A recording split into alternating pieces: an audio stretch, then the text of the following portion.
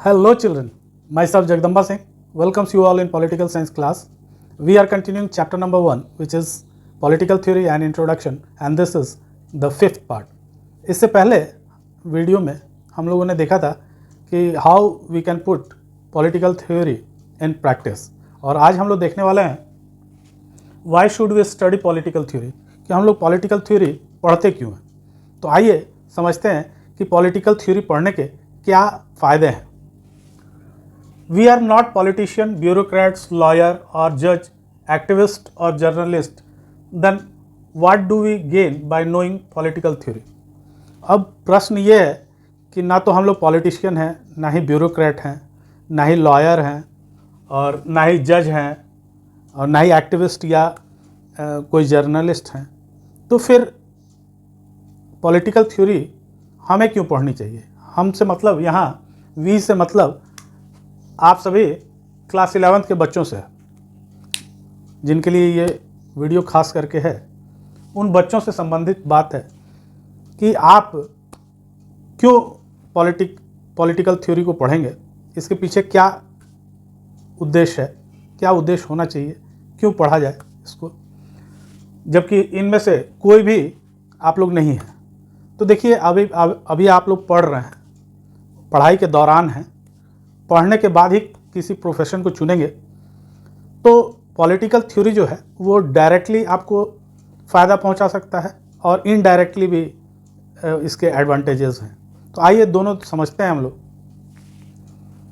Political theory is relevant for all the above target group. जितने भी groups बताए गए हैं इन सभी के लिए पॉलिटिकल थ्योरी रेलिवेंट है और ये डायरेक्टली आपसे संबंधित इसलिए है क्योंकि अभी तो आप पढ़ रहे हैं, पढ़ाई ख़त्म करने के बाद हो सकता है कि आप लोग इनमें से किसी एक प्रोफेशन को चुनें।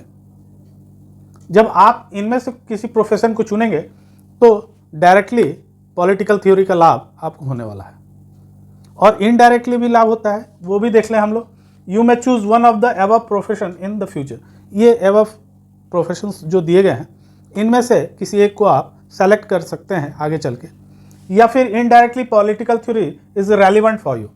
अब हम लोग इसको भी समझ लें कि इनडायरेक्टली कैसे रेलिवेंट है। तो मान लीजिए कि हम लोग सभी मैथमेटिक्स पढ़ते हैं, लेकिन हर कोई मैथमेटिशियन या इंजीनियर नहीं बनता है, लेकिन पढ़ता हर कोई है। तो क्या फिर उस मैथ्स का कोई यूज़ नहीं है हमारे लिए? नहीं, हम लोग डेली लाइफ में उसको कहीं ना कहीं यूज़ करते रहते हैं। हमेशा ज़रूरत पड़ती है मैथमेटिक्स की, हमेशा ज़रूरत पड़ती है कैलकुलेशन की। तो ये जिस तरह से मैथमेटिक्स रेलिवेंट है हम लोग के लिए, जबकि हम लोग ना तो मैथमेटिशियन बन रहे हैं और ना ही इंजीनियरिंग के क्षेत्र में गए, लेकिन फिर भी ये हम लोगों के लिए फ़ायदेमंद है क्योंकि डेली लाइफ में ये यूज़ हो रहा है। तो उसी तरह जब आप देखेंगे कि पॉलिटिकल लाइफ जो आपकी रहेगी आगे चल के, जब आप वोट देने लगेंगे और जब आपको डायरेक्टली या इनडायरेक्टली पॉलिटिकल इन्फ्लुएंस में आना पड़ेगा, तो ये चीज़ें काम करती हैं। तो हम लोग देख रहे हैं कि दोनों तरफ से या तो डायरेक्ट या इनडायरेक्ट दोनों ही वे में ये हमको इन्फ्लुएंस करता है। तो ये तो हो गया पहला पॉइंट। आइए अब सेकंड पॉइंट को समझते हैं। Let's see the second point. Citizens are entitled to vote and decide other issues. Citizens को ये डिसाइड करना पड़ता है कि उनको किसको वोट देना है और कौन उसके लिए सही रूप से इंटाइटल्ड है। ये चुनना एक कठिन काम है और इसमें पॉलिटिकल नॉलेज होना बहुत ज़रूरी है ताकि वो एक निर्णय पर पहुंच सके कि कौन व्यक्ति ऐसा है जो सही निर्णय उनके बिहाफ पे ले सकता है। To act responsibility it is helpful to have a basic knowledge of political ideas. इसके लिए ये ज़रूरी है कि आपके पास कुछ पॉलिटिकल थ्योरी का आइडियाज़ हो और उसके institution that shapes the world we live in, और उसके इंस्टीट्यूशन के बारे में भी आपको जानना बहुत ही ज़रूरी है क्योंकि ये चीज़ें आपकी लाइफ से जुड़ी हैं। तो जब हम लोग वोट डालने जाते हैं तो हम लोगों को उसकी पहचान होनी चाहिए कि कौन सा व्यक्ति जिसको हम लोग चुने जो हमारे बिहाफ पे कल अच्छे से हमारी बात को इन द पार्लियामेंट रख सके। और जो पॉलिटिकल आइडियाज़ हैं और जो पॉलिटिकल इंस्टीट्यूशंस हैं उनके बारे में भी हम लोगों को अच्छे से नॉलेज होना जरूरी है। As a citizen we are like a audience in a music concert. अब जरा सा इसको एक एग्जाम्पल से हम लोग समझेंगे कि हम लोग सिटीजन हैं and we are like audience. हम लोग जस्ट लाइक ऑडियंस हैं जो एक म्यूजिक कॉन्सर्ट को सुनने के लिए आए हुए हैं, उसमें पार्टिसिपेट तो नहीं करने आए हैं, एज ए ऑडियंस उसको देखने के लिए हम लोग आए हुए हैं। We are not the main performer interpreting the song and melody. हम लोग उसमें कोई भी पार्टिसिपेशन हम लोगों का नहीं है और ना ही हम लोग उसमें कोई किसी प्रकार का सॉन्ग को इंटरप्रेट करने वाले हैं या म्यूज़िक को बजाने वाले हैं, इनमें से हम लोग कोई भी नहीं है, बट हम लोग एज ए ऑडियंस वहाँ आए हुए हैं। तो ये ज़रूरी है कि हम लोग but we set the agenda and appreciate the output in new request.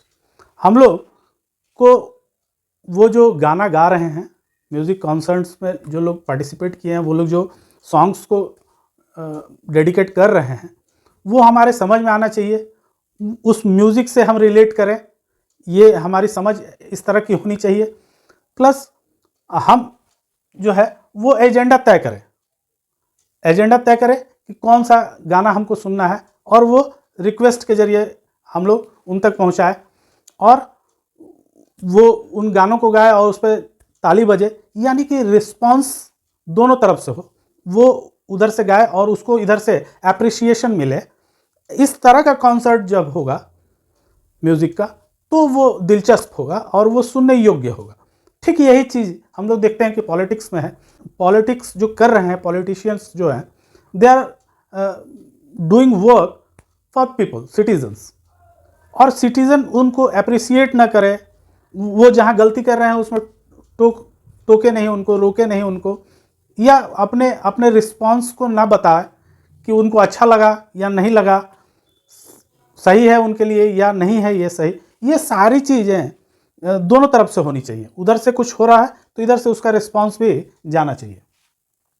So also an educated and vigilant citizen, एक पढ़े लिखे और जागरूक नागरिक का कर्तव्य यही होता है कि citizens make those play political more public spirited. ये जो चीज़ें हो रही हैं इसमें वो अलर्ट रहें, पब्लिक भी अलर्ट है और पॉलिटिशियंस भी अलर्ट हैं, तभी काम बनता है। नहीं तो अगर पब्लिक लूज पड़ जाएगी, शांत हो जाएगी, तो पॉलिटिशियन भी उनको भी लगेगा कि कोई रिस्पांस नहीं है पब्लिक की तरफ से, तो वो भी ढीले पड़ जाएंगे, उनका भी काम करने में उनकी सुस्ती आ जाएगी। तो उनको टोस पे रखने के लिए, उनको अलर्ट मोड में रखने के लिए आपको अलर्ट होना बहुत ज़रूरी है। ये एक जागरूक नागरिक होने के नाते हमारा कर्तव्य है कि पॉलिटिकल एक्टिविटीज़ जो हो रही हैं they are beneficial for us, ये हमारे लिए बेनिफिटेड हैं, तो उन पे अलर्टनेस बनाए रखना और उसको रिस्पांस देना बहुत ज़रूरी है। कि उनको जब तक पॉलिटिशियंस को हमारा फीडबैक नहीं मिलेगा कि हम लोग क्या चाहते हैं, कि कोई काम हुआ तो वो हम लोगों को पसंद आया कि नहीं, पीपल्स को पसंद आया कि नहीं, सिटीजन्स को पसंद आया कि नहीं, तो ये रिस्पांस मिलता रहना चाहिए। आइए अब तीसरे पॉइंट को देखते हैं।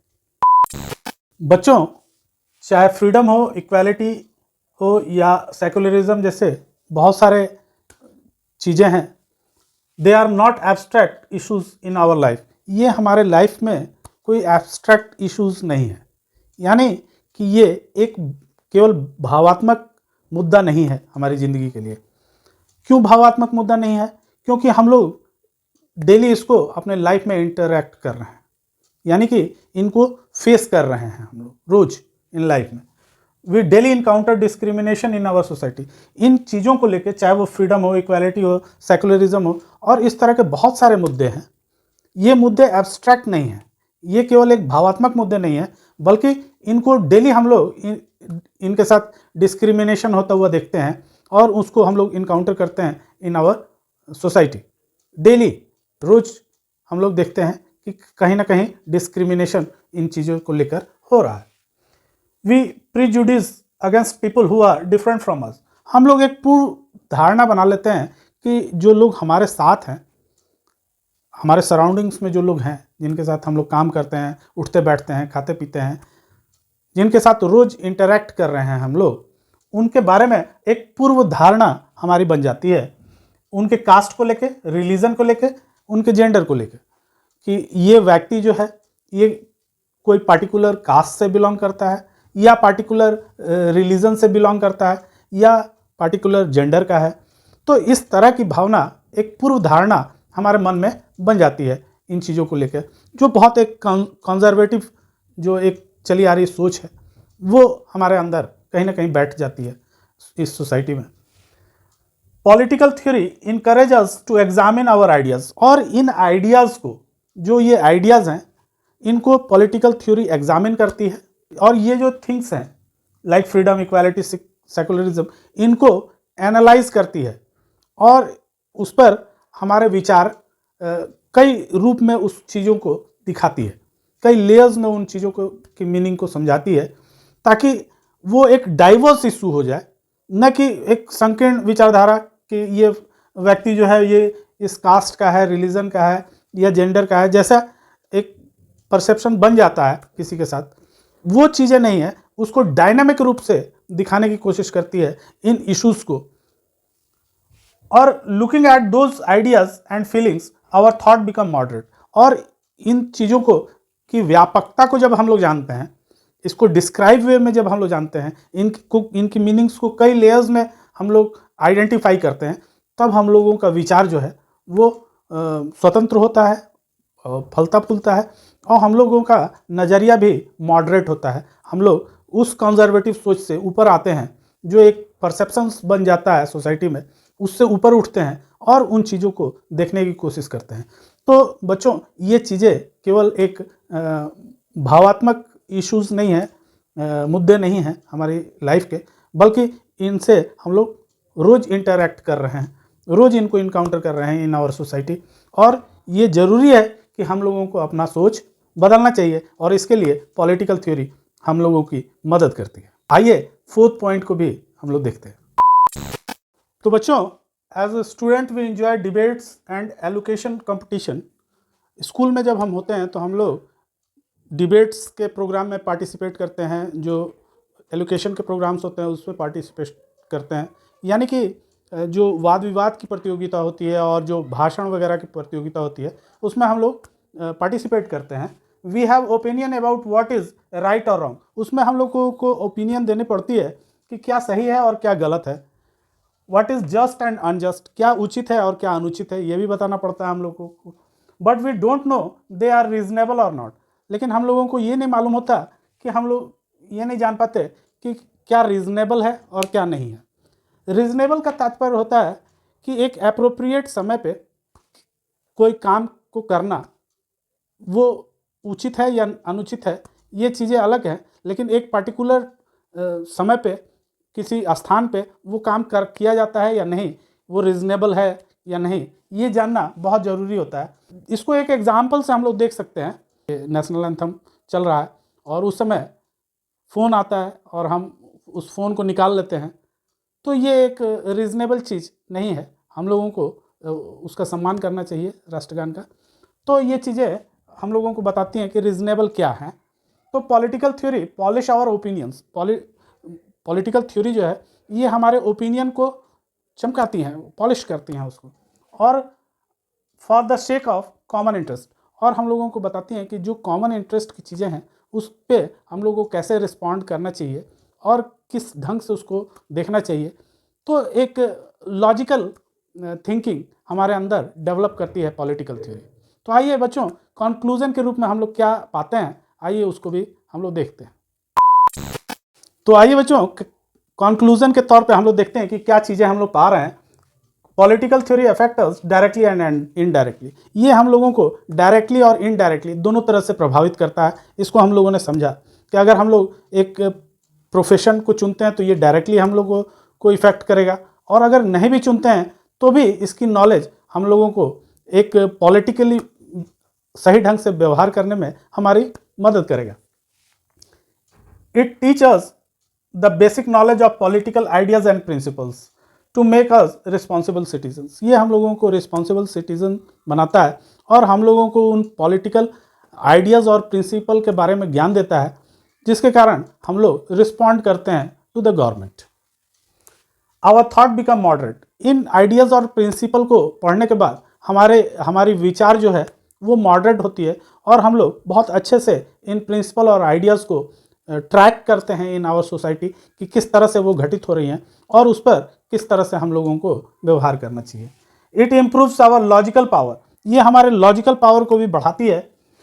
टू एक्नॉलेज, ये जानने के लिए कि what is appropriate in a particular situation. एक पार्टिकुलर सिचुएशन में हम लोगों को क्या करना चाहिए, ये चीज़ का एक लॉजिकल ज्ञान हम लोगों को पॉलिटिकल थ्योरी में मिलता है। तो बच्चों, इसके साथ ही ये चैप्टर यहाँ समाप्त होता है हम लोगों का। उम्मीद है आप लोग बहुत अच्छे से सब चीज़ पढ़े इस चैप्टर में।